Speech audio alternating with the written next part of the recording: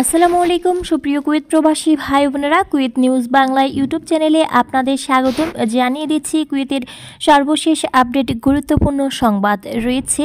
শুরুতেই কুয়েতে বাংলাদেশিদের ভিসায় লামামা প্রথা বাতিলের প্রস্তাব নিয়ে আপডেট তথ্য। কুয়েতে বসবাসরত বিভিন্ন দেশের অভিবাসীদের মধ্যে প্রবাসী বাংলাদেশিদের আইন ভাঙার হার বেশি। এ অবস্থায় কুয়েতে বসবাসরত প্রবাসী বাংলাদেশিরা যেন দেশটির আইন কানুনের প্রতি কঠোর আনুগত্য বজায় রেখে সুশৃঙ্খল জীবনযাপন করেন সে বিষয়ে অভিযোগ করতে বাংলাদেশের রাষ্ট্রদূতকে অনুরোধ করেছে কুয়েতের উপপ্রধানমন্ত্রী শেখ ফাহাদ ইউসুফ সৌদ আল সাবা।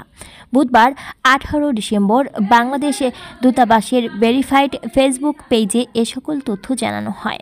এর আগে মঙ্গলবার কুয়েতে নিযুক্ত বাংলাদেশের রাষ্ট্রদূত মেজর জেনারেল সৈয়দ তারেক হোসেন দেশটির উপপ্রধানমন্ত্রী, প্রতিরক্ষা মন্ত্রী ও স্বরাষ্ট্র মন্ত্রী শেখ ফাহাদ ইউসুফ সৌদ আল সাবাহর সঙ্গে সৌজন্য সাক্ষাৎ করেন।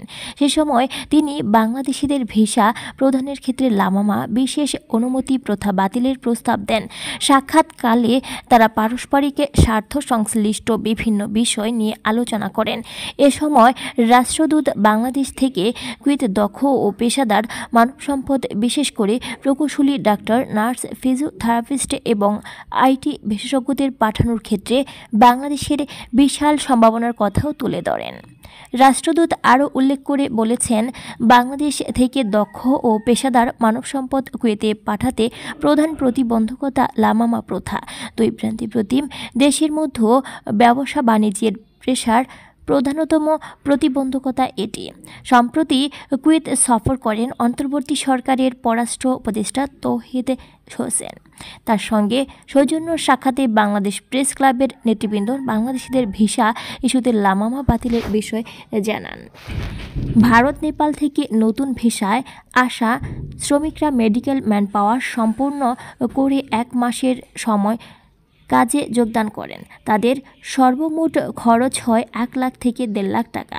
একই পেশায় বাংলাদেশের শ্রমিক আসতে মেডিকেল ম্যানপাওয়ার সম্পন্ন করতে সময় লাগে প্রায় 3 মাস। লামামা প্রথার অজুহাতে মধ্যস্থতাকারী দালাল সিন্ডিকেট বাংলাদেশিদের প্রতিটি ভিসা 7 থেকে 10 লাখ টাকায় বিক্রি করে থাকে। সুপ্রিয় বন্ধুরা, এ ছিল কুয়েত নিউজ বাংলার সর্বশেষ আপডেট গুরুত্বপূর্ণ সংবাদ। পরবর্তীতে কুয়েত নিউজ বাংলার আপডেট তথ্য পেতে আমাদের কুয়েত নিউজ বাংলা ইউটিউব চ্যানেলটি সাবস্ক্রাইব করবেন এবং বেল বাটনে ক্লিক করে রাখবেন। বেল বাটনে ক্লিক করার ফলে আপনার স্মার্টফোন ও কম্পিউটারে সক্রিয়ভাবে সকল ভিডিওর নোটিফিকেশন পৌঁছে যাবে।